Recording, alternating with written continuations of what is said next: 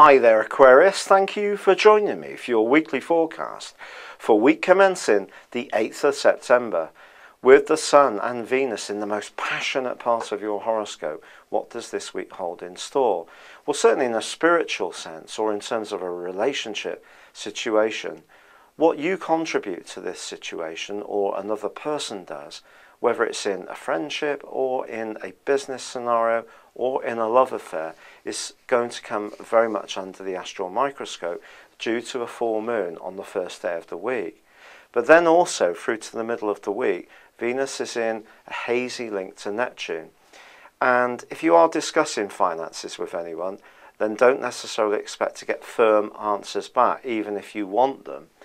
Now that can be very disconcerting, especially if you are on the edge of making a big financial commitment.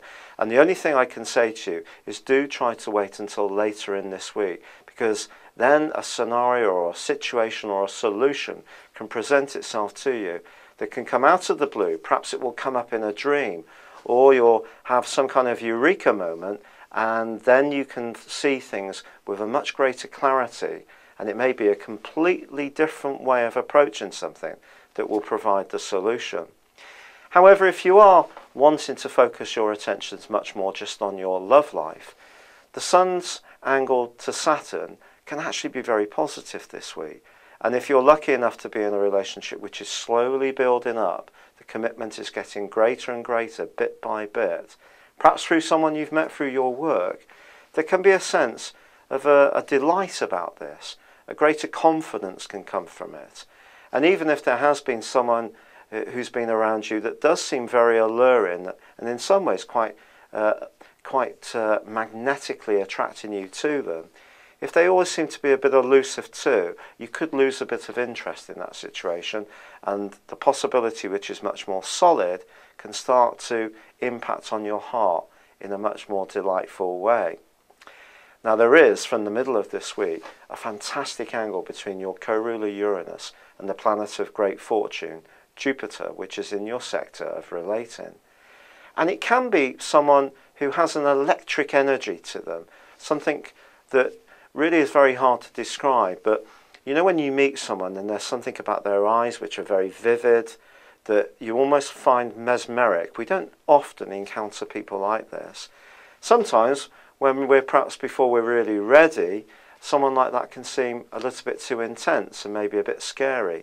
But you could encounter someone like that in the second half of this week that you really click with. This could be just having an informal chat over a coffee or in a pub, or it could be in a hobby group, or perhaps it is going to be more socially driven and the implication is more about an attraction. And if this attraction happens, it could be truly electric. With Mars moving at the very end of this week into the part of your horoscope that is to do with travel and exploration, don't be surprised if you find yourself moving around more actively over the next 6 weeks. If you're somebody who is by nature quite a sporty person, then it's possible that you're going to be taking up some kind of pursuit going into this part of the year, which can see you much more active. If that is the case, the key is not to go from a couch potato to a born-again Olympian in one fell swoop. You need to take steps, otherwise you could find you could overdo it and do some stretches and strains. But if you do find yourself travelling from the end of this week and over the following 60 days, it could prove to be a thrilling adventure and one which could actually change your whole life. It's been a real pleasure being with you. Thank you for joining me. Good luck and goodbye for now.